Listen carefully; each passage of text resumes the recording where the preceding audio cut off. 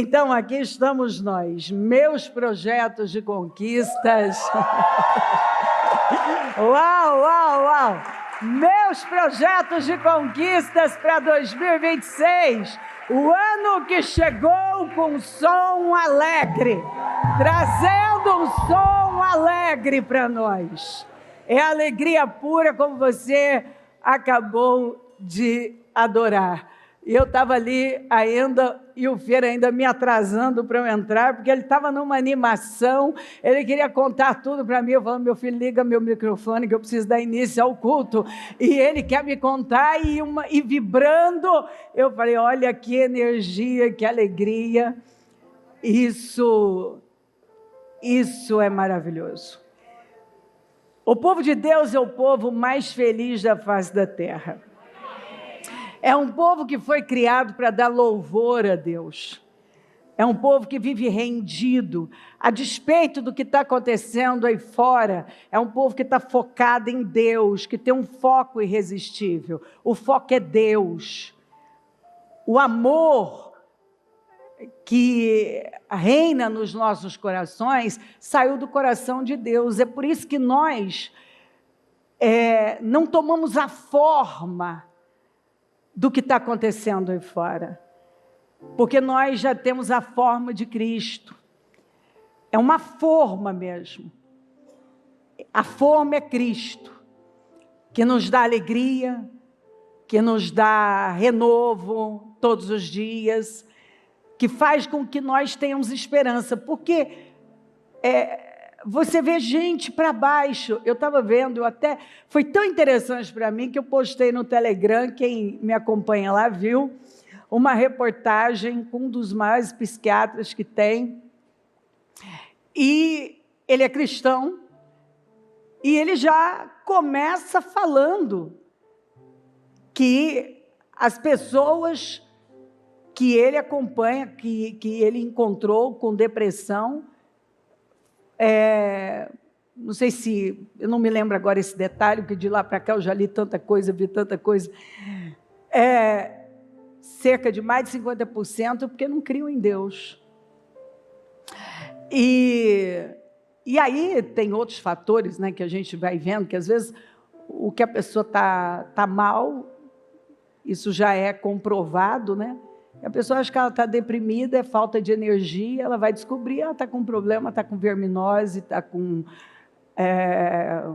anemia, está com uma baixa hormonal, né? Às vezes o problema é só regular os hormônios, tratar aquela verminose, trabalhar a questão daquela anemia, sair daquilo, e você vê sua energia voltando, né? Então, tem outros fatores. Então, que às vezes a pessoa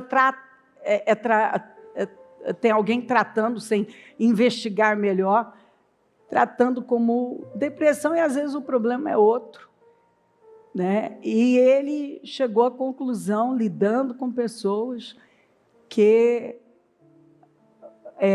a maioria é porque não estavam deprimidas, porque não acreditavam em Deus, né? E quando você crê no Senhor, você se enche de uma esperança, e a esperança não decepciona, e é impressionante o que acontece na nossa vida, porque nós lemos o final da Bíblia.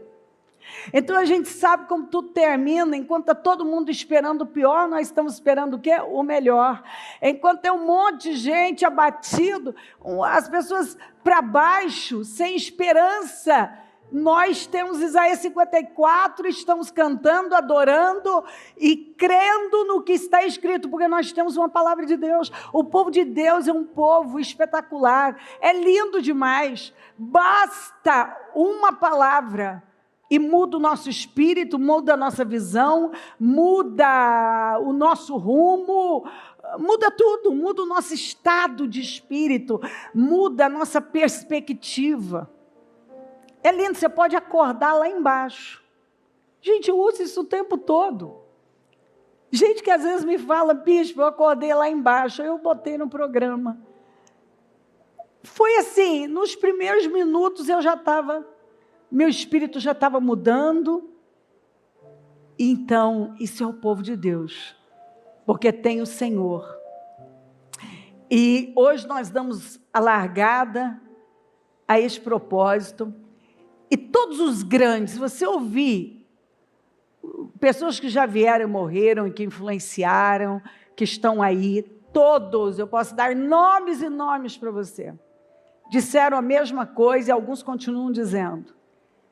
Quando você coloca, escreve a visão, o sonho, você agora tem um rumo, você tem um norte. Tem gente que se atreve a dizer que se você não tem metas bem definidas, estabelecidas, escritas, você não tem um sonho, você não sabe para onde você está indo. Você vai ouvir isso dos maiores.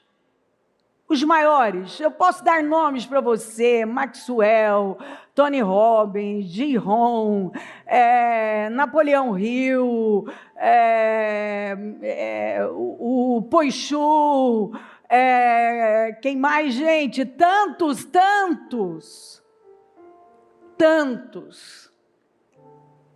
Quem já leu A Quarta Dimensão sabe do que se trata.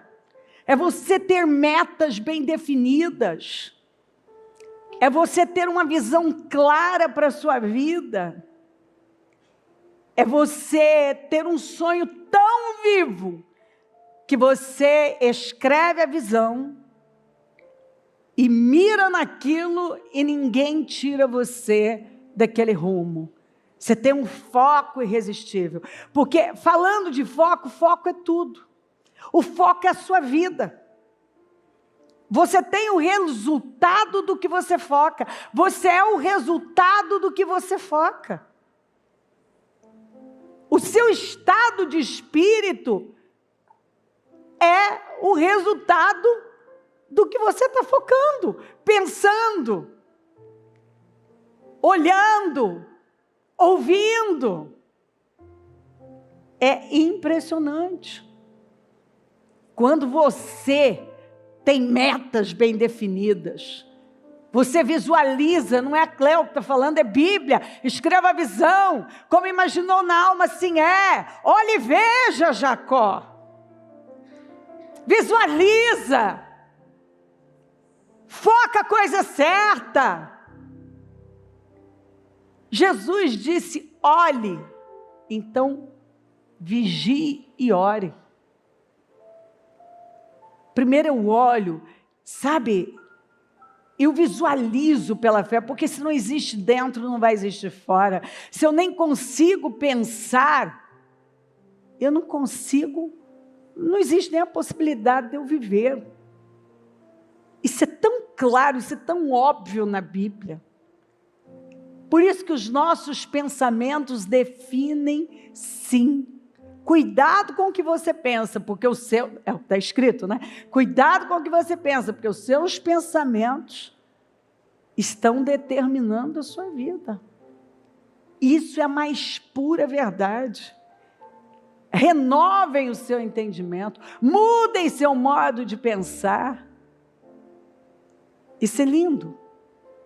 Então, decida que você vai focar a coisa certa e você não vai se distrair. E se o Espírito daquele que ressuscitou Jesus dentre os mortos habita em vocês, aquele que ressuscitou a Cristo dentre os mortos também dará vida a seus corpos mortais por meio do seu Espírito que habita em vocês. Escuta, depois que o Senhor ressuscitou Jesus, o mesmo Espírito que ressuscitou Jesus dentre os mortos habita em quem? Em nós. Então, se Ele ressuscitou Jesus, Ele pode ressuscitar qualquer coisa. Um financeiro morto, uma família morta, um casamento morto, um corpo doente, seja lá o que for que está morto. Ele pode ressuscitar, Ele habita em nós. Se o Espírito daquele que ressuscitou Jesus entre os mortos habita em vocês, aquele que ressuscitou Jesus, ressuscitou a Cristo dentre os mortos, dentre os mortos, também dará vida a seus corpos mortais, a tudo que diz respeito à sua vida, por meio do seu Espírito que habita em vocês. O Espírito da vida habita em nós, da ressurreição. E Ele quer que você, neste dia 25 de janeiro, ainda no primeiro mês, dando as primícias ao Senhor, você tenha isso vivo no seu espírito. Aquilo que está morto, Ele está dizendo para você que, se você crer, Ele vai trazer a vida. O braço do meu filho estava morto e Deus trouxe a vida. A saúde do meu filho, com 1 ano de idade, ele já estava condenado, com sentenças para a vida toda. As sentenças, os diagnósticos, as previsões definiam a vida dele. E foi crendo na palavra e me ajustando a ela e me agarrando a ela, que a fé definiu e contrariou tudo. Porque o Senhor é aquele que vem e dá vida àquilo que está morto.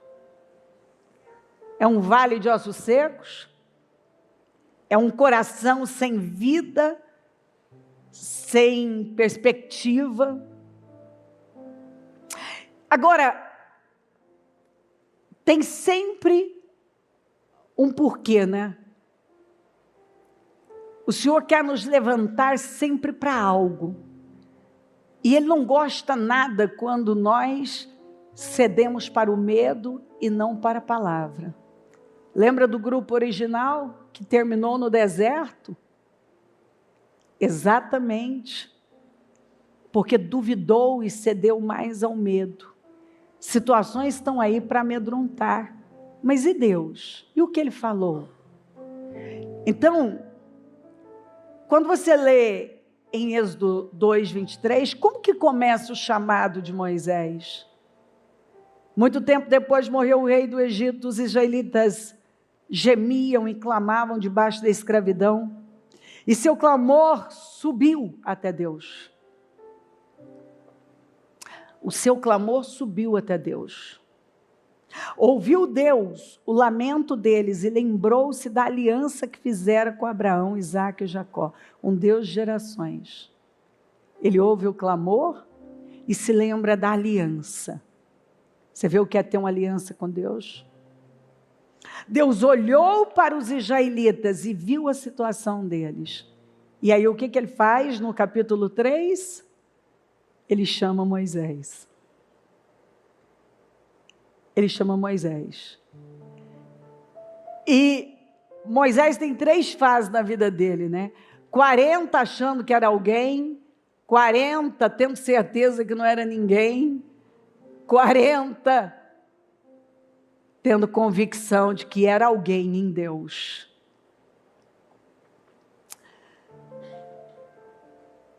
Esse homem está lá 40 anos já no deserto, com seus 80 anos, cuidando das ovelhas do sogro. E de repente ele tem uma experiência sobrenatural na sarça, uma sarça que tem fogo, mas não queima a sarça. E Deus chega dizendo: eu vi o sofrimento do meu povo, e eu desci para livrá-lo. E você é o escolhido para fazer o serviço. Isso não é incrível? E você é o escolhido para fazer o serviço. Então, disse o Senhor: de fato tenho visto a opressão sobre o meu povo no Egito. Tenho escutado o seu clamor por causa dos seus feitores e sei quanto eles estão sofrendo. Moisés, porém, respondeu a Deus: quem sou eu para apresentar-me ao faraó, quando o Senhor disse para ele: agora levante-se e vá tirar o meu povo do Egito. Leia todo o texto, você vai ver os detalhes. Mas quem sou eu para fazer um negócio desse? Para tirar, para apresentar meu faraó e tirar os israelitas do Egito. Aí Deus vem, Deus afirmou, eu estarei com você. Não é incrível quando a única resposta que Deus dá para você é a que você às vezes acha que é pouca? Essa resposta não é o suficiente, mas é o suficiente. Porque se Deus estiver comigo e com você, o que pode ser grande demais, difícil demais, complicado demais? Nada. Eu estarei com você. Esta é a prova de que sou eu quem o envia. Quando você tirar o povo do Egito, vocês prestarão culto a Deus neste monte, que é a primeira coisa que vocês vão fazer. Porque Deus nos liberta para nós rendermos louvor a Ele. Moisés perguntou, quando eu chegar diante dos israelitas e lhe disser, o Deus dos seus antepassados me enviou a vocês, e eles me perguntarem, qual é o nome dele? Que lhes direi? Disse Deus a Moisés, eu sou o que sou. É isso que você dirá aos israelitas. Eu sou, me enviou a vocês. Eu não sou o que alguém está dizendo. Eu não sou o que alguém interpretou. Direto a gente encontra alguém tentando interpretar Deus e criando, na verdade, um Deus parecido com Ele. Então ele responde com base nos seus sentimentos, naquilo que ele acha. E não é maravilhoso quando Deus vem e diz assim, não, eu sou. Eu sou. Talvez não é nem o que você quer, mas é o que você precisa. Eu sou a resposta, eu sou a solução, eu sou o caminho, a verdade e a vida. Aliás, a Bíblia explica a Bíblia, porque Jesus apresentou exatamente o que significa o eu sou. Eu sou a água viva, o pão da vida, o bom pastor, eu sou a porta, eu sou o caminho, a verdade e a vida. Eu sou a esperança, eu sou a resposta, eu sou a vida abundante que você sonha. Eu sou. Digo, eu sou, te enviou. O eu sou enviou você. Que vai além da nossa capacidade humana de compreender o Senhor, porque nós somos a criatura. E Ele é o Criador. E é muito engraçado quando a criatura está tentando entender um Deus que a Bíblia diz que o seu entendimento é ilimitado. Que nós somos como o pó da balança, que as nações são como o pó da balança e uma gota no balde. Isaías 40. E ele ainda faz essa pergunta, a quem me compararei? Vocês estão querendo me comparar com o quê, gente? Esquece. Apenas se joguem nos meus braços e deixa eu conduzir vocês.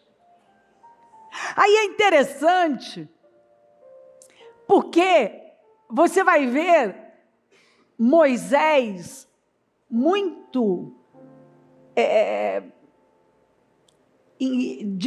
com medo, eu estou buscando uma palavra, reticente a aceitar o chamado do Senhor, porque às vezes nós queremos dizer e mostrar para os outros que nós temos o propósito certo, até nós estarmos diante de um grande desafio. Aí nós descobrimos que, na verdade, nós não nos importamos como nós queríamos que todo mundo acreditasse que realmente nos importávamos. E Moisés deixou isso claro.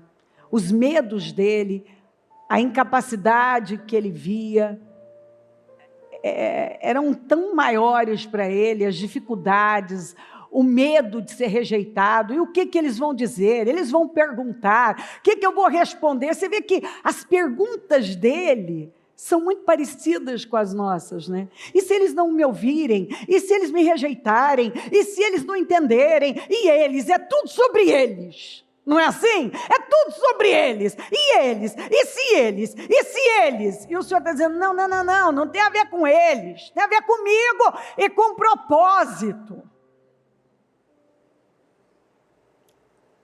O Senhor viu o povo sofrendo e chamou Moisés. E o Senhor vem e conta para ele, meu povo está sofrendo. Eu vi o sofrimento do meu povo, então eu vim te chamar para você ir lá. Levanta, pega e vai. Não, mas peraí, Senhor. Não, mas peraí, quem sou eu? Eu estarei com você. Mas e se eles perguntarem? E se eles não me ouvirem? E se eles não acreditarem? Você vai lendo ao longo do texto, está lá, e se eles, e eles, e eles, e eles? Gente, quantos que estão vivendo dessa maneira? E eles? E se os meus parentes? E se os meus amigos? E se aquela pessoa? E se? E eles? O Senhor está dizendo, não, meu povo, você não entendeu, meu povo está sobre, então esse povo aí mesmo, e se eles? Não. Eu estarei com você, o eu sou está enviando você, eu coloco as palavras na sua boca. Quando ele disse, não, eu não sei falar, eu não sou um bom orador. Agora, para quem estava à frente de ovelhas, ele estava se comparando com quem? Com as ovelhas naquele momento? Para saber se ele era um bom orador ou não. Às vezes a gente acha que é menos e que tem menos capacidade, e Deus está acreditando em nós e dizendo, vai, você só tem que ir. Eu enxergo o final antes de começar. Aí o Senhor vem e pergunta para ele, o que é isso aí na sua mão? O cajado, ali naquele caso, representava o que ele fazia, de onde ele tirava o sustento dele, a identidade dele, né? Ele era um pastor, ele vivia como um pastor, o pastor das ovelhas do Jetro, mas ele era como ele vivia. E o Senhor, Ele sempre vai usar aquilo que nós temos e nem estamos enxergando. E aí Ele pergunta, o que é isso aí na sua mão? Escuta. Muitas vezes o Senhor está perguntando exatamente, o que é isso aí? Que você não está vendo e está ignorando. E se você olhar até ali, aquela era a vara de Moisés, o cajado de Moisés. A partir dali, se tornou a vara de Deus. Você vai ler, eu vou subir no alto da colina com a vara de Deus. E a vara de Deus transformou o Nilo em sangue. A vara de Deus abriu o mar vermelho. A vara de Deus fez a rocha, da rocha jorrar água. Agora olha que coisa interessante. Quando ele joga a vara, ela se torna uma cobra. Quando ele pega, volta a ser um pedaço de pau. Exatamente, quando você coloca o que você tem nas mãos de Deus, o sobrenatural acontece. Quando você volta a pegar como uma coisa comum, aquilo vira uma coisa comum. Vira só um pedaço de pau. Lá quando ele enfrentou os magos do faraó, por ciências ocultas, por ocultismo, eles fizeram a mesma coisa. Eles transformaram o que eles tinham em serpentes. Mas quando Moisés põe aquela vara ali, ela se transforma numa serpente. O que aconteceu? Engoliu as varas deles. Porque aquilo estava nas mãos de Deus. E mostrou que o que é usado e colocado nas mãos de Deus pode prevalecer a qualquer atuação satânica. Não tem atuação. Se às vezes você está com medo do que o mal está fazendo, mas quando você coloca algo nas mãos de Deus, aquele engole o que Satanás está fazendo. Vai engolindo. As serpentes vieram em dose dupla. E é tão engraçado quando você lê o texto. Você vê as cobras vindo, né? Aquela atuação satânica mesmo. Era um mundo espiritual em guerra. E parecia o quê? Que agora Moisés está em desvantagem. A dele engoliu as dos magos, que vinham em número maior. Às vezes o diabo ele vem com uma força que parece que você não pode vencer, mas quando você coloca tudo nas mãos de Deus, o que está nas suas mãos engole o que Satanás está fazendo, destrói a ação de Satanás. Mas você tem que lembrar, quando você coloca nas mãos de Deus, deixa de ser a vara de Moisés para ser a vara de Deus. Quando você pega, volta a ser só um pedaço de pau. Algumas pessoas, quando colocaram o que tinham nas mãos de Deus, o pouco, viram multiplicar, crescer, abundar e viver o sobrenatural. Quando eles foram e agiram de forma natural e pegaram aquilo voltou a ser uma coisa normal. Porque enquanto você não põe nas mãos de Deus, aquilo fica normal. O pouquinho de azeite não sai do lugar.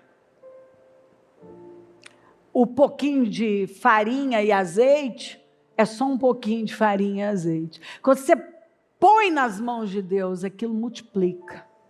Quando você segue as direções e você vai com base no sobrenatural, aquilo cresce. Os 5 pães e 2 peixinhos são capazes de alimentar uma multidão, porque foram colocados nas mãos do Senhor. Então não tem pouco, tem onde isso foi colocado. Não tem pouco. O que você trata de pouco, Deus faz milagres, Ele opera o sobrenatural, se é colocado nas mãos dEle. E alguns não estão vivendo esses resultados, exatamente porque Ele põe na mão de Deus, depois Ele pega de volta. E o que agora mesmo era algo sobrenatural, agora volta a ser só um pedaço de pau. Porque depende nas mãos de quem você colocou, né? Se você coloca nas mãos de Deus, aquilo se torna algo inacreditável. Se você volta a pegar e usar isso de forma natural, é só um pedaço de pau, não tem nada demais. Agora, antes de orar e dar sequência ao nosso culto, tem um propósito. E aqui é onde muita gente falha. E é por isso que algumas pessoas não estão vivendo tudo que poderiam viver. Porque Deus viu uma necessidade e chama Moisés. Deus viu uma necessidade e unge Davi. Deus viu uma necessidade e levanta Otoniel. Deus vê uma necessidade e Ele escolhe você, levanta você. Existe um propósito, ou seja, essa visão pequena que tem a ver comigo, não, tem a ver com Deus e com um propósito que vai além de mim.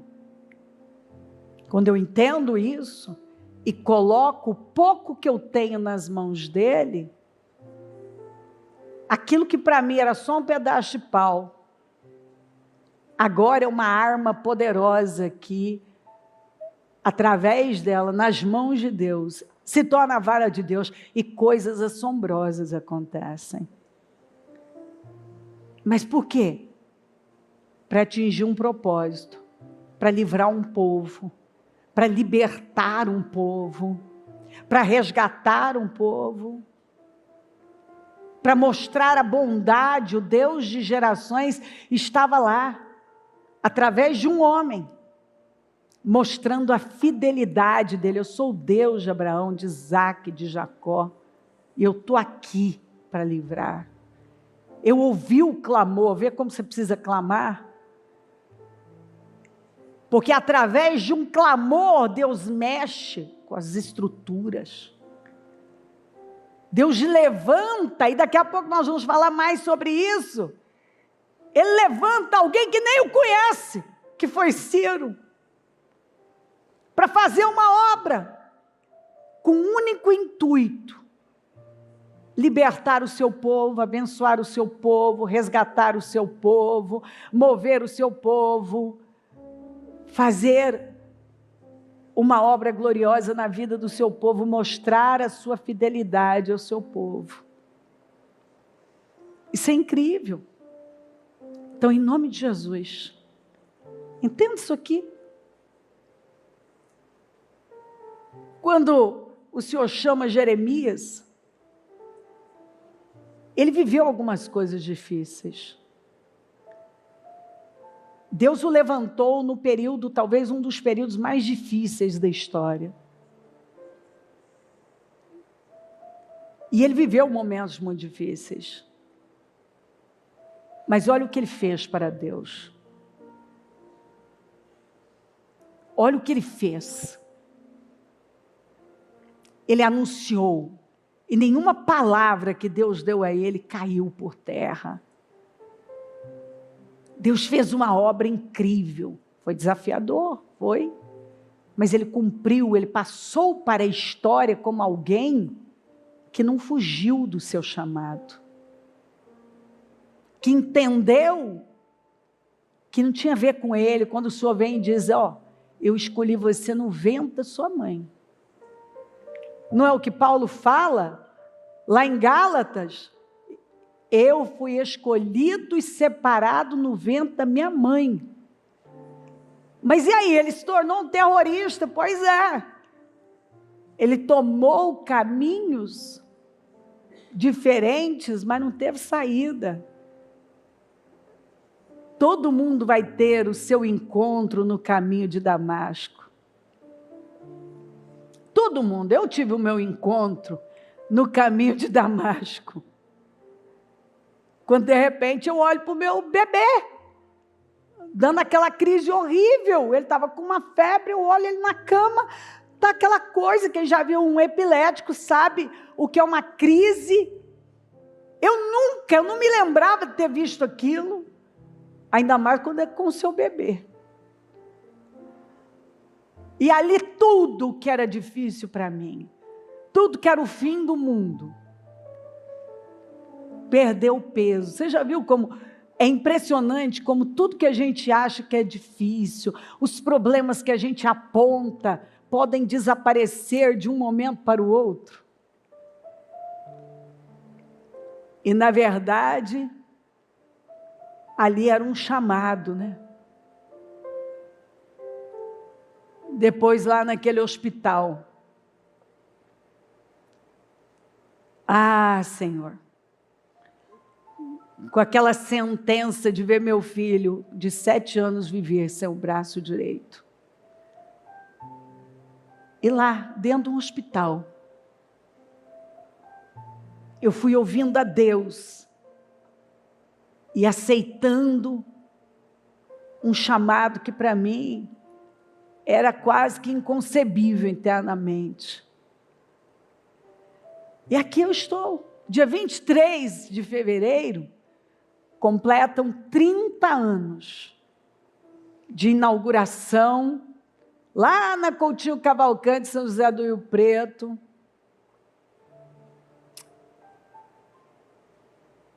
Quando nós inauguramos, fizemos o primeiro culto do Ministério Mudança de Vida,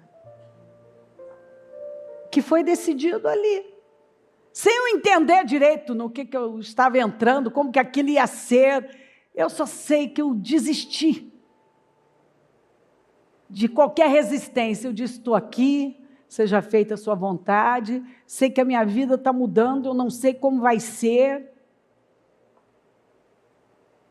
Até o testemunho do médico do MU, que tem no canal, ele fala isso, a Cléo falou, minha vida está mudando.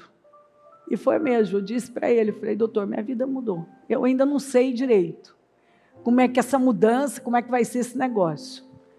Mas eu sei que minha vida mudou. Eu sei que ela não vai ser mais do jeito que ela tem sido.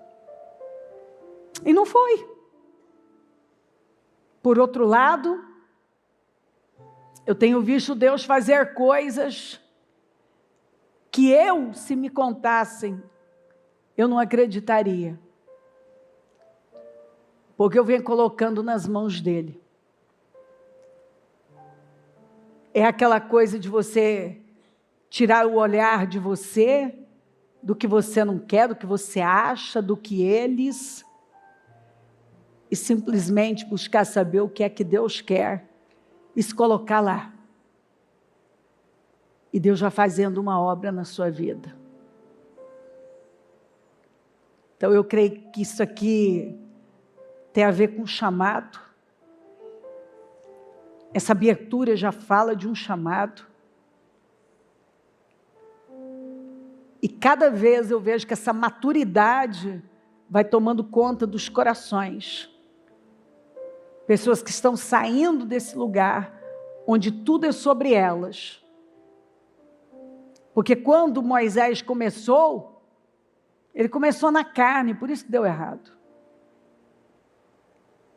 Você vê que ele viu, ele se incomodou, mas tinha muito mais a ver com ele.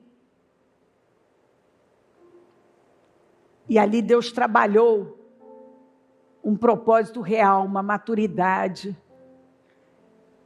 E às vezes parece que está demorando muito. E quantas vezes eu fui consolada por Deus exatamente assim. Alguns demoraram, José, 13, 14 anos, Davi. Jesus, você vê, 30 anos para ele começar. Moisés, 40. Você vê o Noé, com seus 500 e poucos anos, começando a construção daquela arca. E levando ali cerca de 100 anos, mais de 100 anos, para poder construir aquela arca. Aquele foi o projeto da vida dele, é cada um entender qual é o projeto da vida, que no final aquilo salvou toda a casa dele, ele e a casa dele. E Deus pôde recomeçar a partir dele e da família dele.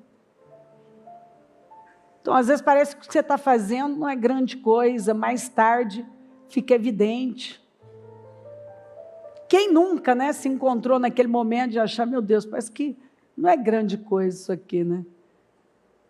Mas é porque você está olhando para você. Quando você tira o olhar de você, você vai vendo o que Deus está fazendo. E mais tarde o legado que você deixou. Por entender que não tem a ver com você, tem a ver com algo que é maior do que você. Você é uma peça nas mãos de Deus. E o caminho para uma vida realizada é você se colocar inteiramente nas mãos de Deus. Quando a vara volta a ser só um pedaço de pau, é quando você pega ela de volta. Mas quando você deixa nas mãos de Deus, ela se torna a vara de Deus.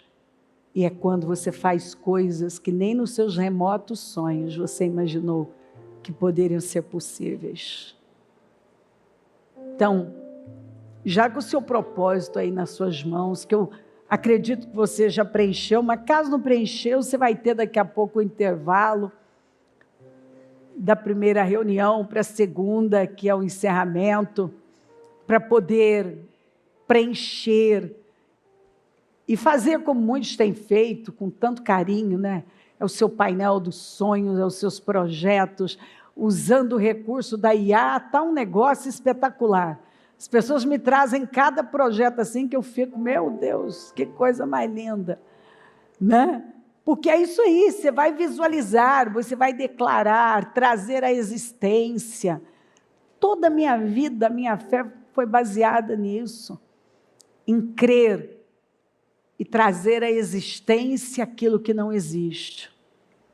Oh meu Deus, nesta manhã maravilhosa, dia 25 de janeiro, um marco na nossa vida, um divisor de águas, Senhor. Em 2026, o ano que chegou com o som alegre, que o Senhor nos presenteou com o Isaías 54, Pai. Oh meu Deus, isso é muita coisa, isso é forte demais. Que começa nos mandando cantar e fundamenta com nenhuma ferramenta preparada contra nós prosperará. E toda língua que se levantar em juízo tu a condenarás. Pai, cada um tem o seu propósito agora nas mãos. E eu consagro ao Senhor. Eu consagro de todo o meu coração este propósito.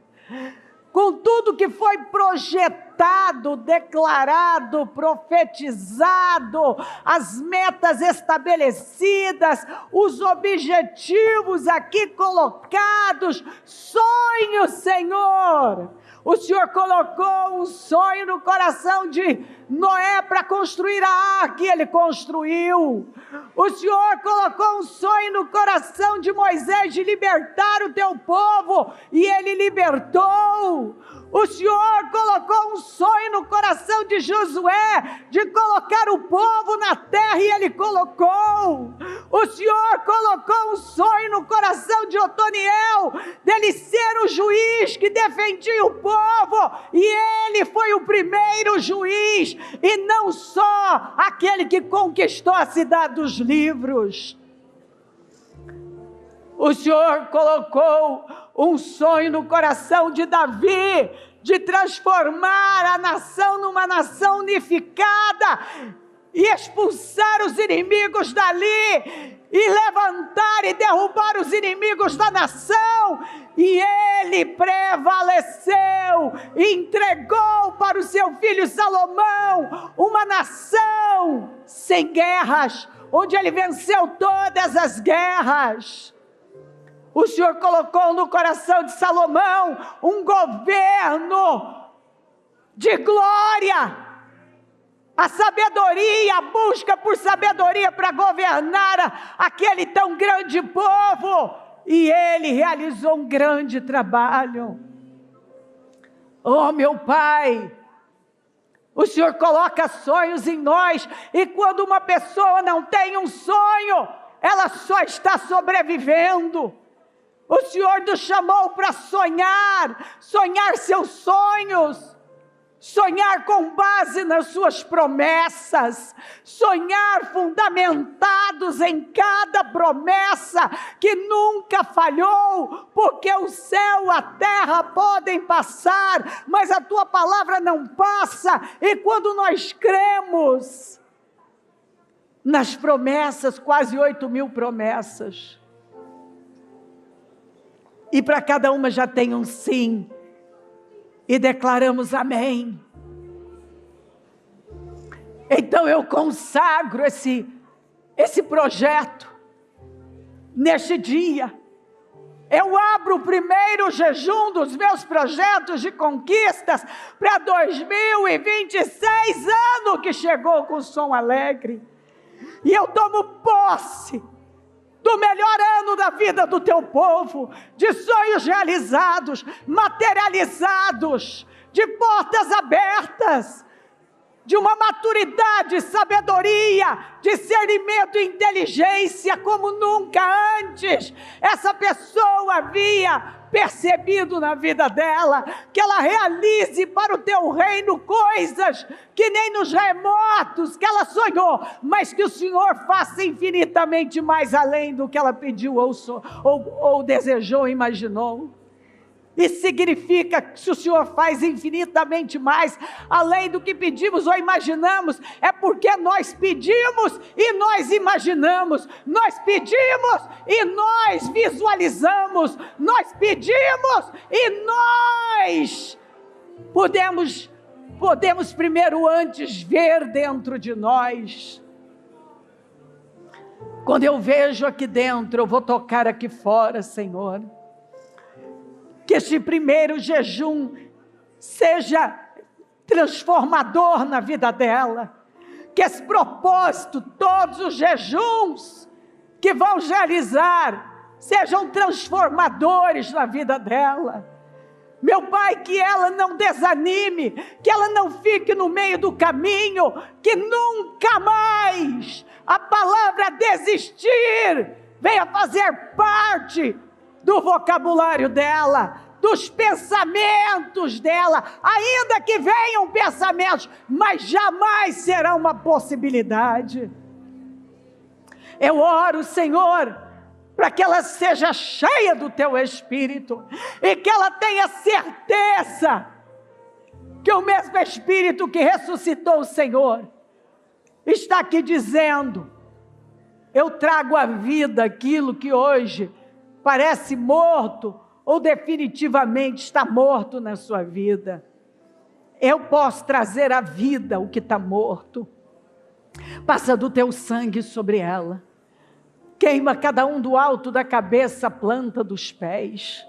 Vai olhando agora e visitando as necessidades mais profundas. Vai respondendo a cada um, meu Deus, dentro das suas necessidades. Eu não sei o que ela precisa, eu não sei o que ela está vivendo, eu não sei quais as dores dela, eu não sei quais os obstáculos, impossibilidades, mas Tu és o Deus do impossível, como está escrito. Nada é impossível para Ti. E eu oro para que ela creia, porque tudo é possível aquele que crê. A resposta está na fé. Se ela crer, nada será um obstáculo grande demais. Tudo que ela tem que fazer é crer. E eu consagro a vida dela, para que ela viva essa vida com um propósito e gloriosa, e atinja o propósito pelo qual ela foi levantada, ela foi gerada, e que ela deixe um legado. Eu declaro que ela não só está começando muito bem, mas ela vai terminar infinitamente melhor, superior. Ela vai ter o melhor ano da vida dela, ela vai desfrutar de resultados que ela nunca desfrutou, ela vai avançar para níveis que ela nunca nem sequer imaginou. Eu declaro que este é o ano dos rompimentos, onde a esterilidade não prevalecerá, não prosperará, onde a força, a sabedoria e o poder vão fazer parte da vida dela, e ela vai se levantar como nunca, e vai ser um instrumento de mudanças, não só na vida dela, mas na vida de pessoas. Ela vai ver a sua glória, ela vai viver o sobrenatural, ela vai além, e nada poderá detê-la. Eu declaro sobre ela um poder sobrenatural, um favor que ela não conhece, e nada poderá detê-la, em nome de Jesus. Faz a obra aqui agora, Senhor. Toma o Teu povo poderosamente. Visita lares e famílias com poder. Salva, alcança as famílias. Alcança os sonhos dela. Alcança os objetivos e projetos dela, que eu já consagro ao Senhor, e eu tomo posse de tudo isso materializado, concretizado, e dos maiores testemunhos da vida dela, que ela possa fechar este dia no mais alto nível, e que cada jejum, em cada jejum ela possa ver um avanço maior, um crescimento maior, um rompimento maior, que ela vá rompendo, a despeito de qualquer fator externo, que ela vá rompendo e vendo a sua glória, dia após dia, com mais força, com mais visão e criatividade, com uma autoridade que até então ela desconhecia. Eu abençoo a tua igreja, eu abençoo o teu povo, e que ela possa ver a sua glória numa medida que ela até hoje não conhece. Eu abençoo a vida dela, a obra das mãos dela, e que seja um dia de grandes, incríveis transformações, que ela possa ver a mudança na vida dela, na casa dela, na família dela, que ela já tenha respostas em áreas que ela tem esperado tanto, imediatas, porque o Senhor é o Deus de já, o Senhor é um Deus que opera agora, o Senhor é o Deus dos de repentes, o Senhor é um Deus de surpresas incríveis, o Senhor é um Deus que faz aquilo que humanamente é inalcançável. Eu abençoo o teu povo, levanta o teu povo com força, Senhor, e faça uma grande obra aqui, se mova no nosso meio. Vem, Espírito Santo, toma este lugar poderosamente, e que a sua glória se torne palpável, para que o teu nome seja honrado e glorificado hoje e sempre. Em nome de Jesus, assuma o trabalho, acampa os teus anjos, vem com poder, mostra a tua glória, é o que eu peço e agradeço, amém. O Evangelho de Jesus Cristo é a boa notícia. Jesus tomou o nosso lugar pela punição do pecado, para que pudéssemos entrar em seu lugar de vida eterna. Eu convido você agora a se voltar para o Senhor em seu coração e dizer: eu o recebo como meu Senhor e Salvador. Eu entrego tudo nas suas mãos. Eu deixo todas as partes da minha vida que não o honram e passo a viver a partir de hoje intencionalmente para servi-lo, honrá-lo e celebrá-lo como meu Senhor e Salvador. Jesus é a porta de salvação, é o caminho, a verdade e a vida. Ele é o pão da vida e Ele te ama.